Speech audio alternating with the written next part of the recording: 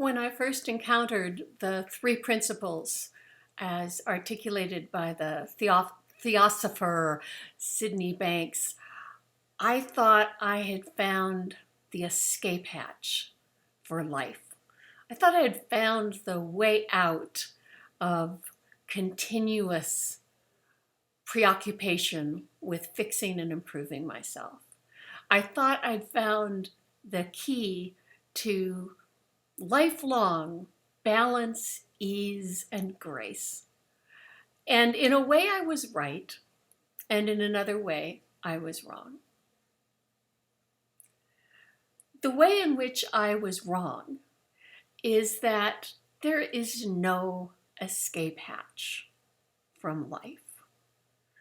In this human experience, we continue to be human beings, spiritual beings, having a human experience. We're in these meat suits, having our day-to-day, moment-to-moment experiences. And in any given moment, we can only see what we can see. We can only feel what we can feel. And those limitations don't disappear. What changes profoundly as we gain insight into how all of that comes about is the level of concern that arises about the content of that experience. It used to matter to me a lot to feel good as opposed to feeling bad. And oddly, what has happened is that these days I find that feeling bad's just not that big a deal. It's always temporary. I know that it's always got a certain phantasmagorical quality in that it's made up of my thoughts and perceptions in the moment. And I absolutely know that there's more and better quality where that came from. That if I don't get my hands on whatever problematic experience I'm having, if I don't grip it and in turn become gripped by it, it will move. It will pass on. So I'm free to go for the ride of life. And sometimes it's a ride that I think I love. And sometimes it's a ride that I think I don't like so much.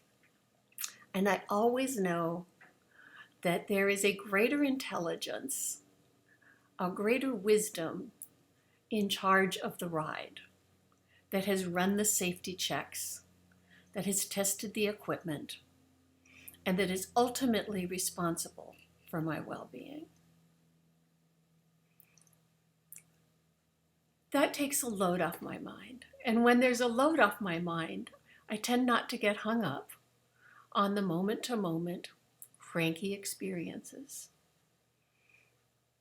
And when I'm not hung up on those cranky experiences, I'm free in the next moment to have a wonderful experience. Like I said in the beginning, I thought this was a ticket to always having wonderful experiences.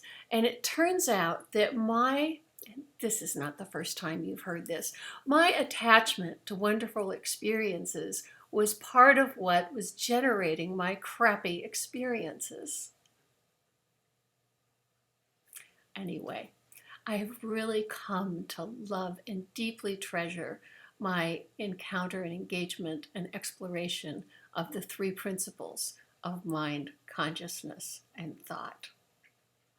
As I do, life seems to get better. I seem to have more and better great experiences.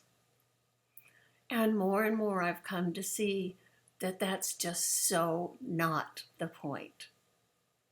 Which frees me to wonder what else is in store. What else am I going to discover? I haven't often talked about the three principles as such in these videos because I haven't wanted any appearance of dogma or formalism to get in the way of the feeling of the insights that I've been wanting to share with you and inviting you to have for yourself.